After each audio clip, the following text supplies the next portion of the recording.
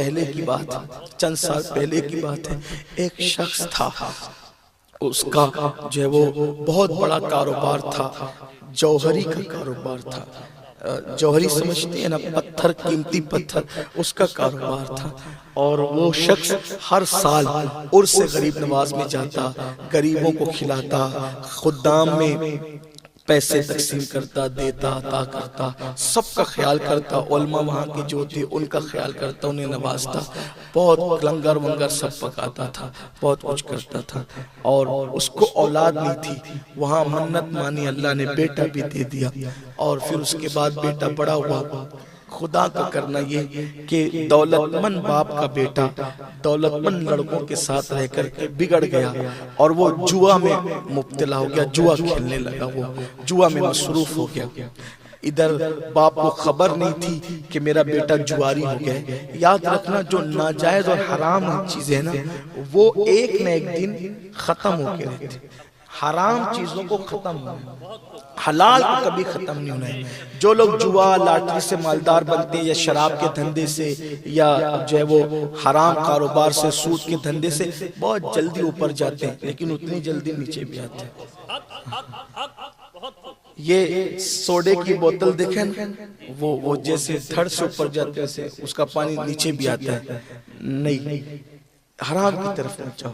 اللہ کو پسند نہیں ہے حرام، جوا پسند نہیں ہے اللہ کو، لاٹریاں پسند نہیں ہے اللہ کو۔ اور یہ جو لوگ شرطیں لگاتے ہیں، یہ بھی حرام ہے، کہ سٹہ جو کھیلتے ہیں، جو کرکٹوں پہ کروڑوں روپے کا سٹہ کھیلا جاتا ہے، اور پھر اس سٹہ کا جب دن کرکٹوں کے دن جاتے ہیں تو پھر سننے میں آتا ہے کوئی کنویں میں گر کے خودکشی کر لیا، کسی نے دریا میں چھلانگ لگا دی، کسی نے جو ہے وہ کرنٹ پکڑ لیا۔ یہ سب نقصانات ہیں۔ وہ خرچہ کرتا تھا غریبوں پر، مسکینوں پر، یتیموں پر۔ اتفاق خدا کا کرنا کہ بیٹا جوئے میں لگ گیا۔ اپنی اولاد کو خوب اچھا کھلاؤ، اچھا پہناؤ، جو کرتے ہو کرو، مگر ان پہ کڑی نظر رکھو، بالکل چیل کی طرح، عقاب کی طرح، کہ وہ بری صحبت میں نہ جائے۔ بری صحبت بڑی خطرناک ہے۔ اور مالداروں کے لڑکے ہی نہیں، اب تو ہر طبقے کے لڑکے جو ہے وہ صحبت کی وجہ سے بہت بگڑ رہے ہیں۔ اور کچھ لڑکے ایسے ہیں سماج میں جو دوستیاں ہی کرتے ہیں لوگوں کو بگاڑنے کے لیے۔ تو اپنے بچوں کے دوست میں تو کہتا ہوں خود ماں باپ بن جائیں، تاکہ وہ دوسروں کی دوستی سے محفوظ رہیں۔ اپنی اولاد کے خود دوست بنیں، ان سے خود ہنسیں، خود بولیں، ایک جو ہے وہ مروت رہے، ایک ڈسٹینس رہے، لیکن ان سے ہمارے بچے اپنی ہر بات ہمیں کہہ سکیں۔ ہمارا کیا حال ہے؟ میرا تو گھر میں اتنا رواب ہے کہ میرے بچے مجھے دیکھتے ہی چھپ جاتے ہیں۔ یہ نبوی اخلاق نہیں ہے۔ حضور کے گھر کے بچے حضور کے سینے پہ چڑھا کرتے تھے۔ ہاں، تو یہ بھی محبت کا انداز ہونا چاہیے۔ حالت نماز میں حضور کے شہزادے ادھر سے نکل کے ادھر، ادھر سے نکل کے ادھر، یہ روایتیں آپ نے کربلا کے موقع پہ بار بار سنی ہے، میں اس کو کیا دو رہا ہوں۔ تو اپنے گھروں میں محبت کا ماحول قائم کیجئے۔ آپ دوستی نہیں کریں گے، وہ باہر جا کے دوستی کریں گے اور بگڑیں گے۔ تو اپنے بچوں پہ نظر رکھیں، وہ آتا کب ہے، وہ جاتا کب ہے۔ جواری بنا دیا، باپ کا انتقال ہونا تھا، جوہری کی دکان پہ بیٹھا وہ، اور بیٹھنے کے بعد جوے کی عادت بڑی خطرناک ہے، لعنت، دھیرے دھیرے سب بک گیا، حتیٰ کہ جوہری کی دکان بھی بک گئی، حتیٰ کہ گھر کے برتن بھی بک گئے۔ بوڑھی ماں کب تک روکتی سمجھاتی، روتی پیٹتی رہتی، لیکن کیا کریں۔ ایک دن آیا کھانے کو بھی محتاج ہو گئے، ایک دن آیا کھانے کو بھی محتاج ہو گئے۔ غربت کی چکی، گھر بکنے کے قریب تک، گھر بھی بکنا تھا۔ ماں نے کہا بیٹا سب ختم ہو گیا جوے کی وجہ سے، کچھ بچا نہیں میرے بیٹے، ایک کام کر۔ بہت عرصہ ہوا، حالات نے اجمیر شریف جانے نہیں دیا۔ غریب نواز کا عرس آ رہا ہے اور قافلے صوبے اجمیر روانہ ہوں گے۔ بیٹے ہم اجمیر شریف جائیں گے۔ دنیا دار جوان بیٹے نے کہا ماں کیا ملے گا وہاں جا کے، رہے پیسے ہے بھی نہیں، خرچے ہو جائیں گے۔ بیٹا میں نے کچھ محنت کر کے، مزدوری کر کے، تیری چوری چپ کے کچھ پیسے اکٹھا کیے ہیں، میں تو جاؤں گی، کیونکہ جب تیرے ابا حیات تھے ہم ہر سال جاتے تھے نا وہاں، اور وہاں پر کتنی خرچ کرتے تھے، لیکن جب سے تیرا دور آیا ہے سوائے دکھ کے میں نے کچھ نہیں دیکھا بیٹا، میرے پاس کچھ پیسے، ماما مجھے دے دو، نہیں بیٹا تمہیں بھی چلنا ہے غریب نواز کے یہاں اور وہاں حاضری دینا ہے۔ ایک بات یاد رکھیں کہ بہت سارے لوگ عرس کے موقع پہ بھیڑ کی وجہ سے شریک نہیں ہوتے، لیکن ولی کا فیضان تو ہمیشہ ملتا ہے، لیکن خاص عرس کے دن جو برکتیں نصیب ہوتی ہے پھر وہ سال بھر وہ رنگ نہیں ہوتا۔ اس کی وجہ یہ ہوتی ہے کہ عرس کے دن صرف وہ ولی ہی نہیں ہوتا بلکہ پھر وہاں سارے اولیاء ہوتے ہیں۔ اور یہ بات میں نہیں کہہ رہا ہوں اپنی مرضی سے، شاہ ولی اللہ محدث دہلوی نے لکھا ہے کہ میں نے دیکھا کہ ربیع الاخر کا مہینہ تھا اور اصحاب صفہ کے چبوترے پر مولا علی اور سارے ولی وہاں موجود تھے، تو میں نے پوچھا کہاں کا ارادہ ہے؟ تو مولا کائنات نے کہا تجھے معلوم نہیں، آج 11ویں ہے، 11ویں، ہم سب عبد القادر جیلانی کے عرس میں جا رہے ہیں۔ تو اور دنوں میں جاؤ گے تو صرف ولی ملتا ہے، عرس میں جاتے ہو تو علی بھی ملتے ہیں اور سارے ولی ملتے ہیں۔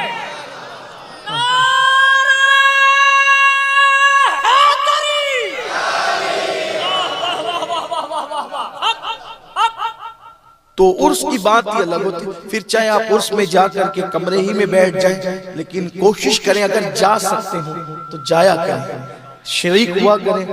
مجھے خیال آتا ہے کہ میری عمر جو اس وقت تو ہے 36 سال کی، لیکن تقریباً 21 یا 22 سال سے میرا معمول ہے کہ میں ہر سال عرس میں برابر جاتا ہوں، شریک ہوتا ہوں۔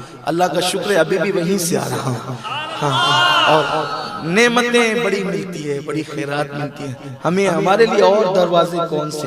یہی دروازے ہیں، اور جو یقین سے جاتا ہے نا وہ پاتا ہے۔ تو جلدی جلدی سے بس یقین مضبوط ہو جائے اپنا، غریب نواز غریب نواز ہے، غریب نواز غریب نواز ہے، جس کا پورا خاندان غریب نواز ہے۔ خواجہ ہند وہ دربار اعلیٰ تیرا، کبھی محروم نہیں مانگنے والا تیرا۔ اچھا وہاں نیک اور بد بھی نہیں دیکھے جاتے، وہاں تو عقیدتوں پہ دیا جاتا ہے، جس کا یقین جتنا مضبوط ہوتا ہے اس کو اتنا دیا جاتا ہے۔ ولیوں کی چوکھٹ سے وابستہ رہو میرے بھائیوں۔ لوگوں نے تحریکیں بنائی کہ غریب نواز کی چوکھٹ سے لوگوں کو روک دے، ولیوں کی چوکھٹ سے روک دے۔ جب تحریکیں نہیں تھی تو چند لوگ جاتے تھے، اب تحریکیں روکنے والی بن گئی تو ہزاروں کی تعداد میں جاتے ہیں۔ نہ کوئی پوسٹر چھپتا ہے نہ کوئی اعلان ہوتا ہے۔ ادھر افق پہ رجب کا چاند نظر آیا، عاشقوں کے قافلے روانہ ہونے شروع ہو گئے۔ آپ دیکھیں تو صحیح وہ کون سی طاقت ہے، لوگ بے مطلب کا تھوڑی جاتے ہیں، وہاں سے کچھ ملتا ہے تبھی تو جاتے ہیں، لوگ ملتا ہے تبھی تو جاتے ہیں، بگڑی بنتی تبھی تو جاتے ہیں۔ تو ماں نے بیٹے سے کہا بیٹے ہم اجمیر شریف چلیں گے۔ بیٹے نے کہا ماں چھوڑو نا اور خرچہ ہو جائے گا۔ نہیں بیٹا ہم چلیں گے، کچھ پیسے کسی سے قرض لے لیتے ہیں اور وہاں چلتے ہیں۔ بہرحال قافلہ جا رہا تھا، دونوں ماں بیٹے قافلے میں شریک ہو گئے، قافلے میں شریک ہوئے، وہاں رہی۔ اب پہلے جاتی تھی تو بات الگ تھی، آج جاتی ہے تو خود کے کھانے کے مسائل ہیں، لنگر پہ گزارا ہوتا ہے۔ کل خود لنگر کرتے تھے، آج لنگر پہ گزارا ہوتا ہے۔ تو چونکہ جب انسان یہ سب چیز دیکھتے ہیں نا تو دل ٹوٹتا ہے، اور جب ٹوٹے ہوئے دل سے فریاد نکلتی ہے، دل سے جو بات نکلتی ہے اثر رکھتی ہے، پر نہیں طاقت پرواز مگر رکھتی ہے۔ ٹوٹے ہوئے دل سے صدائیں نکل رہی تھی، گزری ماضی کے دن یاد آ رہے تھے، کہاں پہلے غریبوں کو بھیک دیتے تھے، اتنا نوازتے تھے، اتنا عطا کرتے تھے، اور آج تو خود کے مسائل ہے۔ روتی جاتی ہے غریب نواز سے عرضیاں لگائی جاتی ہے، روتی جاتی ہے غریب نواز سے بھیک مانگتی جاتی ہے۔ تو بچا بچا کہ نہ رکھ سے، تیرا آئینہ ہے وہ آئینہ کہ شکستہ ہو تو عزیز تر ہے، نگاہ آئینہ ساز میں اللہ اکبر۔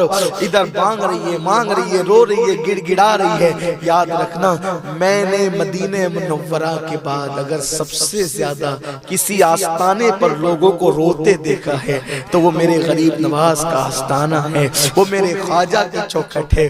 میں نے لوگوں کو روتے وہاں بہت دیکھا ہے، اور پتہ نہیں ایسا لگتا ہے جیسے ماں کا پیار مل رہا ہے، ایسا لگتا ہے جیسے باپ سے زیادہ شفقتیں مل رہی ہے، ایسا لگتا ہے جیسے ہم روتے ہیں تو کوئی اپنی آستین سے آنسوؤں کو خشک کر رہا ہے۔ اللہ وہ رو رہی تھی، مانگ رہی تھی، گڑ گڑا رہی تھی، یقین تھا، اور عورتوں کو یقین مردوں سے کچھ زیادہ ہی ہوتا ہے۔ چھٹی شب آئی اور وہ بھی گزر گئی، اور اس کے بعد قافلے پھر واپس لوٹنے لگے، بھیڑ چھٹنے لگی۔ اب ادھر بھی وہ بیوہ خاتون اپنے بیٹے سے کہتے ہیں بیٹا چلو آخری الوداعی حاضری دے دیتے ہیں، اب تو غربت اتنی ہے کہ پتہ نہیں کب آنا نصیب ہوگا یا زندگی میں اب آ بھی نہ سکیں گے۔ روتے ہوئے آنسو دوپٹے سے پوچھتے ہوئے غریب نواز کو الوداع کہا، اور چلتے چلتے جب بڑی سامنے ایک نورانی چہرے والا فقیر مرد درویش آیا اور اس نے گول سا بڑا پتھر اس کی جھولی میں ڈال دیا۔ عقیدت بڑی دیوانی ہوتی ہے، عقیدت بڑی دیوانی ہوتی ہے۔ پتھر نہ دیکھا، اجمیر مقدس کی خیرات سمجھ کر دوپٹہ لیا اور سینے سے لگا لیا۔ جوان بیٹے نے بھی، بگڑے ہوئے بیٹے نے بھی دیکھا کہ ماں کی جھولی میں کسی فقیر نے پتھر ڈالا ہے، اور ماں نے اس کو لے لیا، لیکن لے کر کے سنبھال کر کے گئی اور گھر پہ سنبھال کر رکھ دیا۔ یہ پتھر اجمیر شریف کا پتھر ہے، یہ پتھر کسی اجمیر کے فقیر کا دیا ہوا پتھر ہے۔ ایک دن بیٹے نے کہا ماں سب تو ختم ہو گیا، مکان بیچ دو۔ نہیں بیٹا کیا کریں گے، مکان بیچ کے کہاں جائیں گے؟ کہا وہ جو رئے سے پیسے جمع کیے تھے وہ بھی تم نے اجمیر کے سفر میں خرچے کر دیے۔ کیا دیا تمہارے خواجہ نے، کیا دیا تمہارے خواجہ نے؟ پیسے وہاں پر آپ نے خرچہ کر دیا، قرضہ بڑھا لیا۔ ماں نے کہا بیٹا تو نے جوئے کے لیے اتنا قرضہ کیا کہ سب بیچ دیا، اگر میں نے غریب نواز کے عرس کے لیے کچھ پیسے لے لیے تو کیا گناہ کیا؟ بیٹا غصے میں آیا اور وہ پتھر اٹھایا، وہ پتھر اٹھایا کہ یہ پتھر دیا، اس پتھر میں کیا تھا؟ پتھر دیا، اور جنون کی کیفیت میں پتھر اٹھا کر گھر کی دیوار پہ دے مارا۔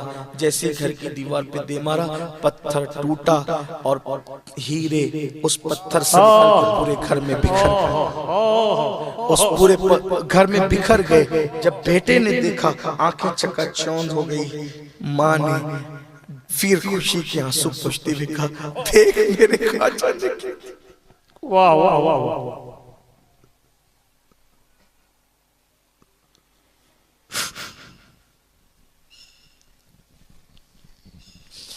دیکھ میرے خواجہ نے کیا کیا۔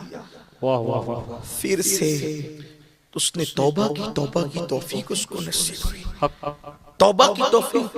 پھر سے وہ بڑا جوہری بن گیا، پھر سے اللہ تعالیٰ نے اس کو نواز دیا۔ یہ غریب نواز کی آج بھی عطا کرتے ہیں۔